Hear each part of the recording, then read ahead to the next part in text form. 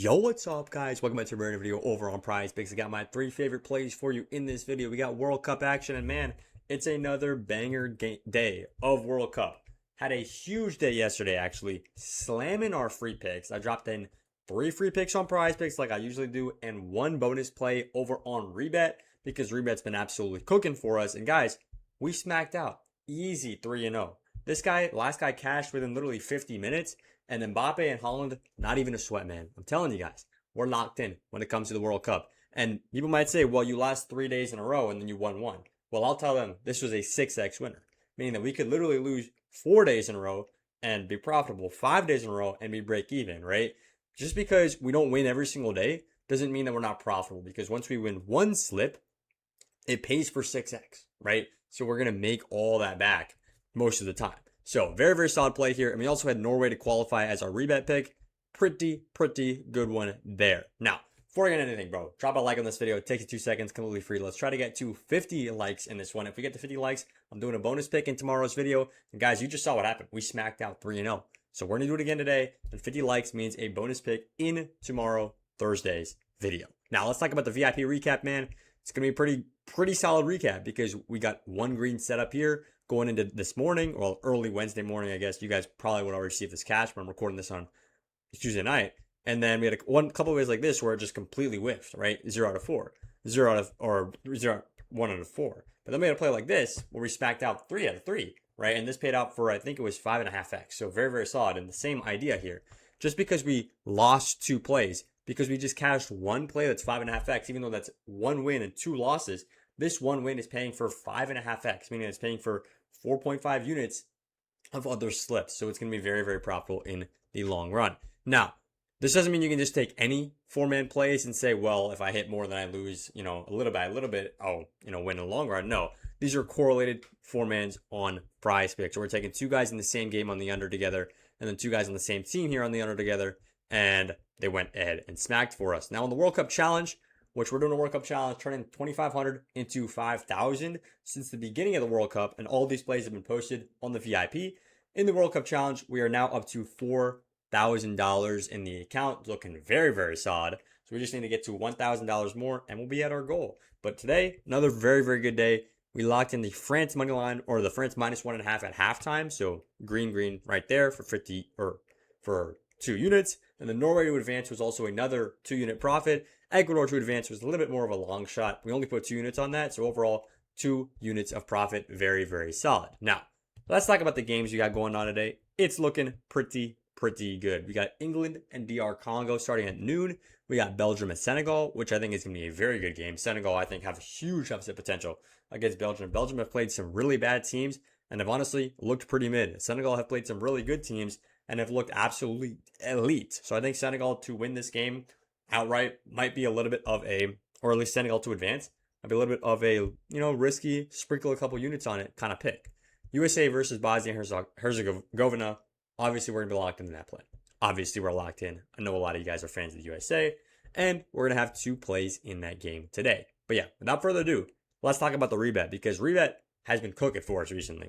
We smacked out the Norway pick, and recently we were actually on a 4-0 run to end the group stage. So great stuff going on rebet. And guys, it is like another sports book, but a lot of you guys are not on it. They also have a cool World Cup promotion where if your team goes up by 2 goals, you just instantly get paid out. You don't got to worry if there's a comeback or anything crazy like that.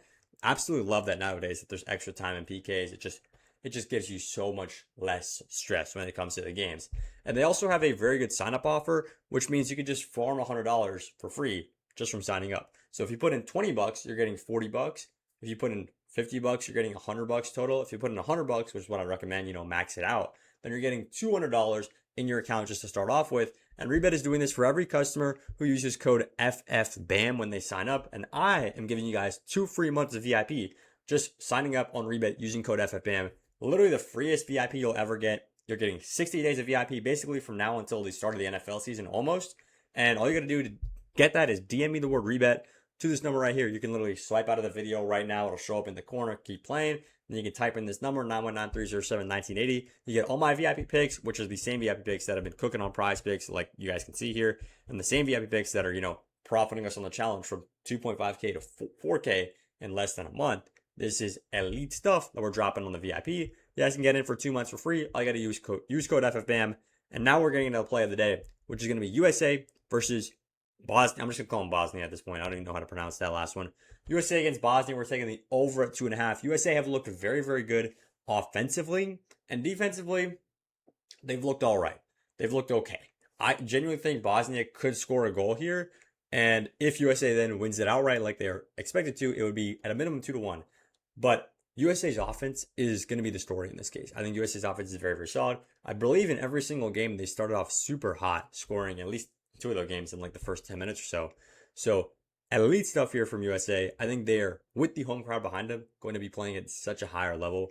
I mean, it's going to be an elite game, right? You guys know it. I don't expect these teams to come out slow and to come out defensive. Of course, Bosnia will try to come out defensive, but even if they do get a goal, which I kind of expect, right, even though it's probably unlikely, over 2.5 goals, definitely the play for today. Now, let's get into the PrizePicks stuff. And by the way, guys, the rebet plays will be varying in value. Like sometimes they're going to be minus 200, sometimes they're going to be plus 3 or plus, 150 or plus 200. In this case, it's minus 140 around. So, and yesterday was like a minus 160 or something. So yeah, it'll be completely varying in value. We're just trying to smack it and green it every single day. That's the goal. Now, let's talk about the World Cup picks for today. We're starting it off with probably my favorite line on the board. It's Jude Bellingham here on the under. This one makes absolutely no sense. We've been taking his under now since the tournament began, and we're just going to keep doing it, man. Here against Congo, or here against in the tournament, he's gotten under this line, and wait for it, under this line in every single game so far. The closest he got was 43, and that was because he played a more advanced or more defensive position. Like, he usually plays central attacking mid, right? The team plays better when he plays in that cam central attacking mid position. The team literally scored when he played. He literally scored when playing in that cam position. And then they played him in center mid against Panama, and he did a little bit worse, right? The team did a little bit worse. He didn't obviously be as productive as he could have been. He was solid, not that great. I expect him to play him in cam here. Very, very good. And the point is, when a player plays higher up the field, right, as a striker or as an attacking midfielder, their passes attempted line is going to be lower because they've got more defenders around them and less teammates around them, and overall just less space, right? When you're a striker or a winger or even attacking midfielder like Bellingham will be, you're trying to push the defense further back. You're trying to get right next to the defender. Not really an ideal spot for your teammate to pass the ball to you and for you to just generate a lot of passes. That's really what the defenders and the defensive midfielders do best, right? So you might be wondering, wait a minute. I thought Ronaldo was better than, Bruno, like Ronaldo was better than, who should I say? This guy, Josip Stanisic. Why is his pass attempted line double of what Ronaldo's pass attempted line, right? It's because of their position on the field. Ronaldo plays a striker position, much closer to the opposing team, much less space around him. They're not going to get him the ball very, very easily. And with Bellingham playing in a more advanced position, right, a more attacking role, then he will obviously have less passes than other guys like Rice, like Anderson, like Konsa, like O'Reilly, basically all 4 of these guys who are going to be playing more defensive and in that, DM or center back, or in this O'Reilly's case, I think wing back role in this England team. So yeah, Bellingham on the under, probably the best play on the board right now. Just like that one. The only way we don't hit this is if they, play him in a different position than they have been playing him so far. There's no reason to do that. England will look good. Congo should be an absolute easy matchup for them. Now, going into the second couple plays of the day, we're locking in Alex Freeman.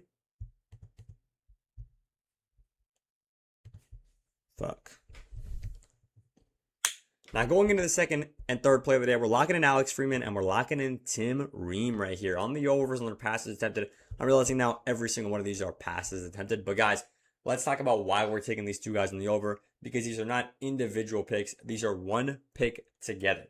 So the pick that we're making here is not Tim Ream. It's not Alex Freeman. The pick that we're making is that USA will control possession. And if USA controls possession, Tim Ream will get a lot of passes. And a lot of those passes will go to Freeman. Freeman will also get a lot of passes. The entire USA team will likely hit the overs or close to their overs on their passes attempted. So I really, really do love this play. Tim Ream is likely not going to get subbed out because he's a central defender. He runs less than most people on the field, not including the goalies, of course. So they don't really need to sub him out. They'd rather sub out an attacker or someone who's been pressing, running a lot more, and, could really impact the game huge. Alex Freeman as well has, in my opinion, been USA's best player so far this World Cup. And if you disagree with that, Go watch the tape again and argue with a wall. Genuinely, this man has been absolutely elite. I don't see a world where they pull him out too early unless they're up by like 4 goals or something ridiculous like that. But the reason we like USA to control possession, right?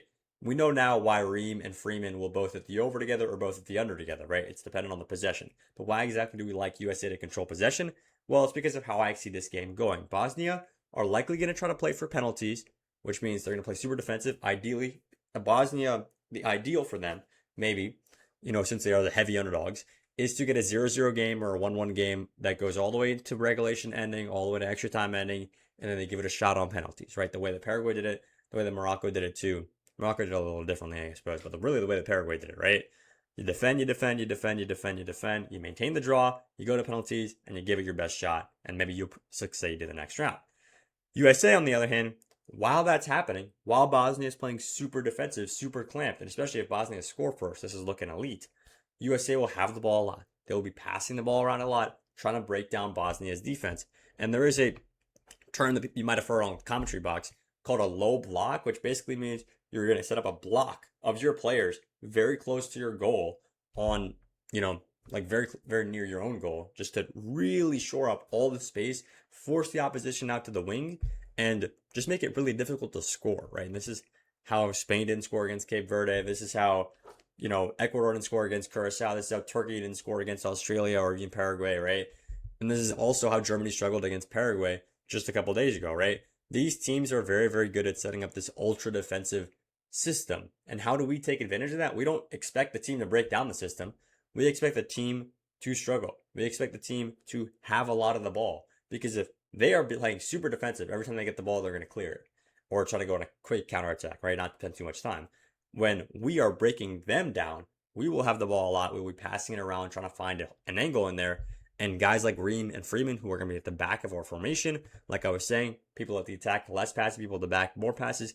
These guys are both defenders, should have more passes in this game. So I love Freeman and I love Ream here on the overs. And also, like I said at the beginning, you want to make sure these guys aren't going to get subbed out, right? Guys like McKennie, especially guys like Pulisic, if you want to take them on the over, right, he might have 25 passes going into halftime and you're feeling good. But then or he might have 20 passes going into halftime, you're feeling good. Then he's got 25 passes at the 60th minute, but then, whoa, he gets subbed out, right? That obviously going to cook your lay if you take the over here. So attackers are more likely to get subbed out. I know it says midfielder, but Pulisic's basically an attacker. And Ream and Freeman here likely or unlikely to get subbed out. So love this play. These are 3 picks here on PrizePicks. One more time, this is the play on rebet. USA and Bosnia over 2.5 goals. Absolutely love these plays, man. One more time, hit that like button. I appreciate every single one of you guys. And let's go 3-0 again, man. We did it yesterday. Let's try to do it today. That's all I got. I appreciate you watching. And let's make some money on the World Cup on Wednesday.